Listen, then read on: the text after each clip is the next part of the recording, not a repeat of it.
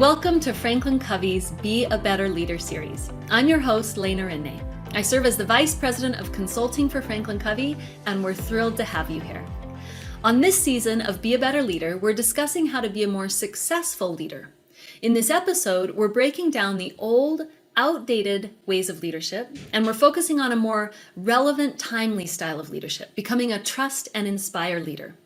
We're going to discuss why this shift in leadership style is critical to the success of your organization and how it can solve some of the biggest challenges that we face as leaders today. With us is Stephen M. R. Covey, best-selling author and expert thought leader of this episode's topic, to discuss how leaders can become trust and inspire leaders and transform their teams and organizations. Stephen, welcome. Hey, it's wonderful to be with you again, Lena. Always enjoyed this. Thank you. Thank you. Thank you. I always enjoy it as well. So let's get right into it. We're talking about trust and inspire leadership and shifting to a more relevant way to lead. Can you give us an overview of what a trust and inspire leader is? Yeah, so trust and inspire is really just trying to describe the kind of leadership that is needed and relevant in our world today.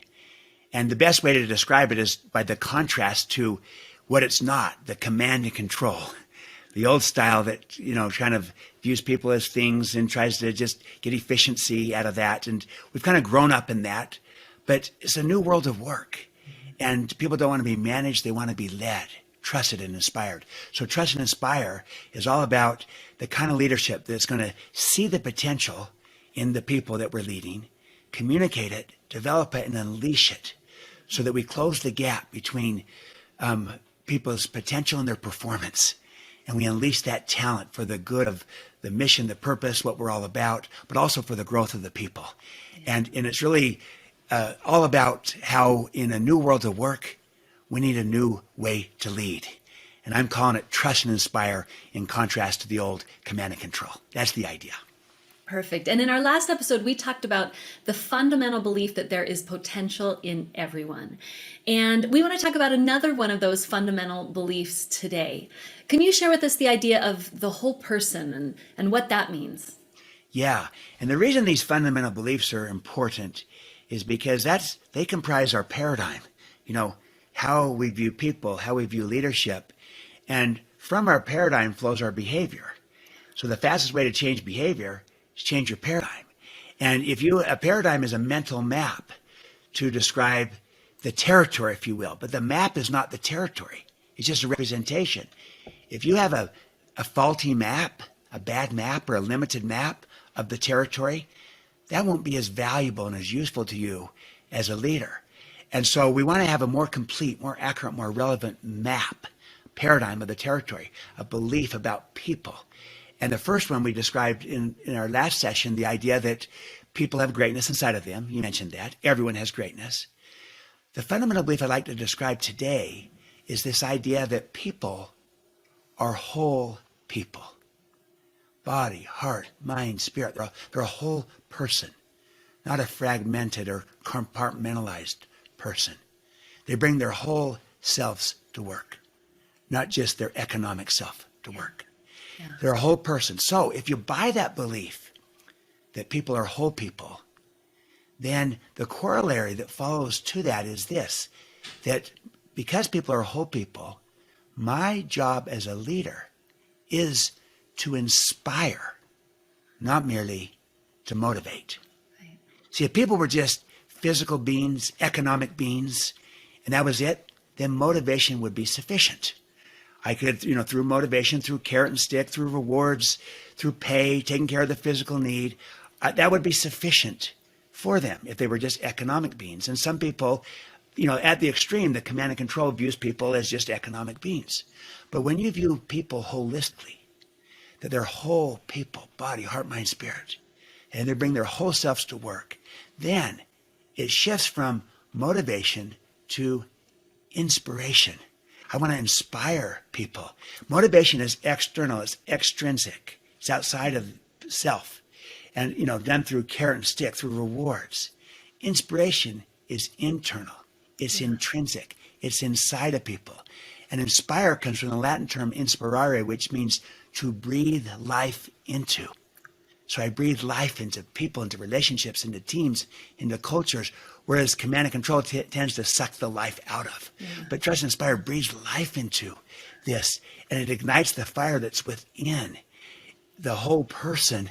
They want to be inspired, not just motivated. And that's the idea. But it starts with that fundamental belief of how I see people. A more accurate, more complete view of people is that they are a complete whole person, not a fragmented, compartmentalized person.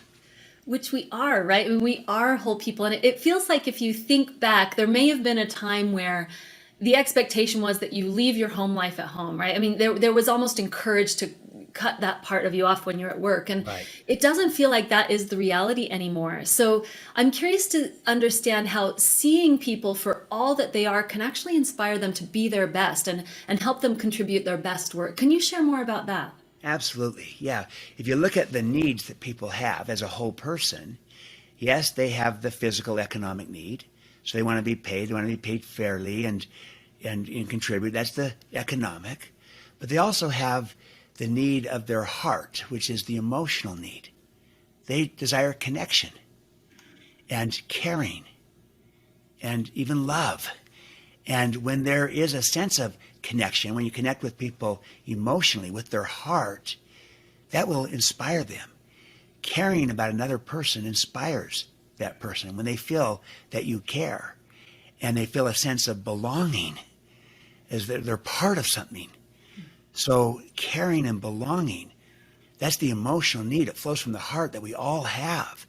And if I only saw people as economic, I'd focus just on the pay. But because I see people as a whole person, yes, there's the body, but there's the heart, the need to feel cared for, and a sense of caring, but also a sense of belonging. That's now I'm bringing out the more from that person. Then when I add to it the mind, the idea of the intellect and the the creative elements and the talents and the skills to be able to utilize that, to develop that, your capabilities, what you can offer. That's another need that I have as a person. I want to contribute and I want to use my best and give my best and use what I'm capable of contributing and be creative and innovative. Then I'm tapping into, again, a bigger part of the whole person, not just doing the minimum required to keep a job. And then when I add to it, then finally the idea of the spirit, which is the desire for purpose and for meaning and for contribution, for significance, to matter. People have a desire for purpose. We all do. And especially, millennials and Gen Z, but I think every generation does. It's not just the younger generations. Every generation does. They want purpose, and that's that holistic need.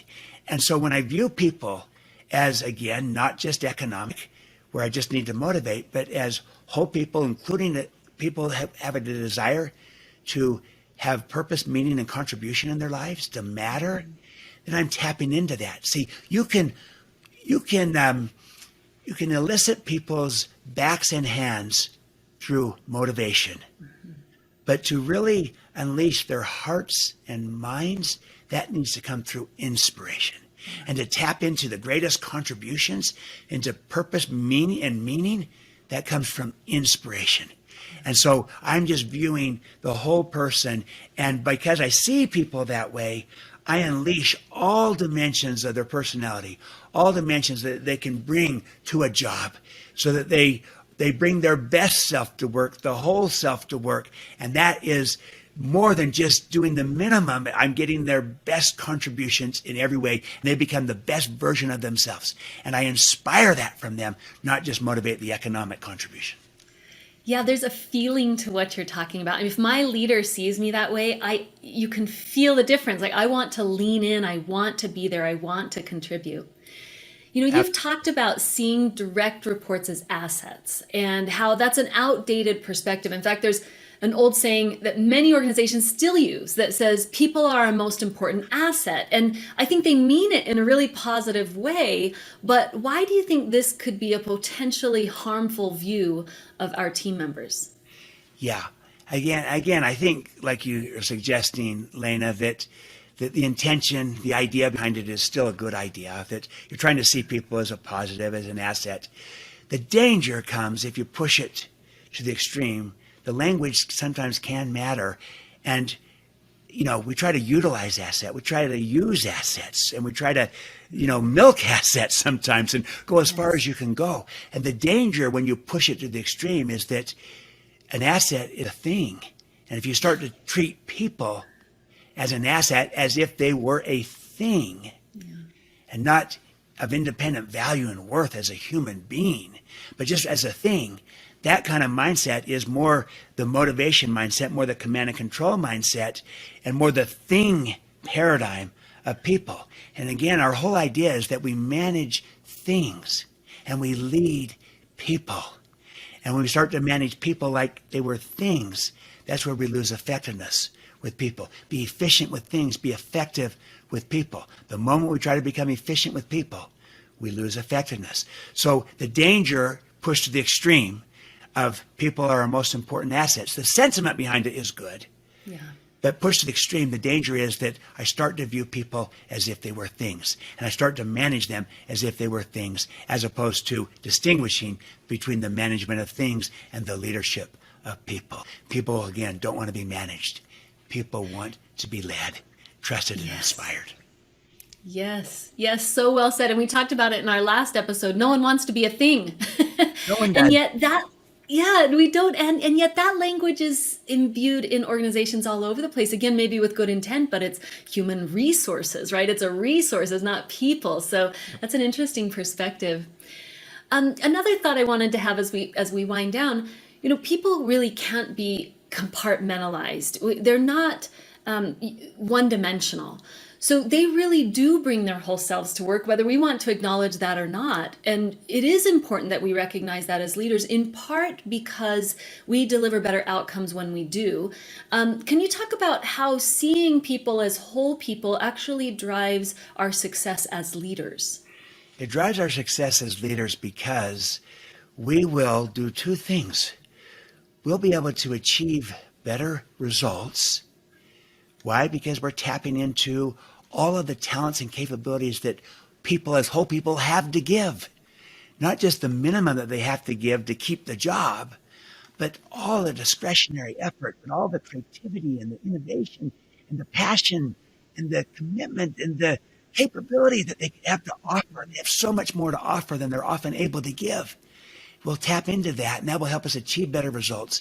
And we will not only grow the people in the process, we'll develop greater well-being, greater energy, greater joy. Why? Because we'll be inspiring and breathing life into and lighting the fire within, as opposed to just motivating externally, extrinsically through rewards. Inspiring is such a better way to lead in our world today. And so that's what we'll be tapping into, inspiration. This is the inspire in the trust and inspire idea. And it comes from because we know people are whole people, whole beings, and therefore our job as a leader is to inspire, not merely motivate. And inspiring others brings out the best in them. It achieves greater well-being for them. That helps create a greater culture. And it also happens to produce better outcomes and better results because of how you're tapping in to all the capabilities that people have to offer, their true greatness inside of them. It's amazing. It's amazing. So well said. Thank you, Stephen. Thanks for joining us today. Thank you for sharing your amazing insights with us. Absolutely. Great to be with you, Lena. Thank you, Stephen. And to those of you watching and listening, here's your challenge. First, ask yourself, what is your paradigm? Are you seeing your team members as the whole people that they are? Are you doing all that you can to support, build, and inspire them? And what actions could you take today to do this? For more helpful resources on becoming a trust and inspire leader, visit us at franklincovey.com.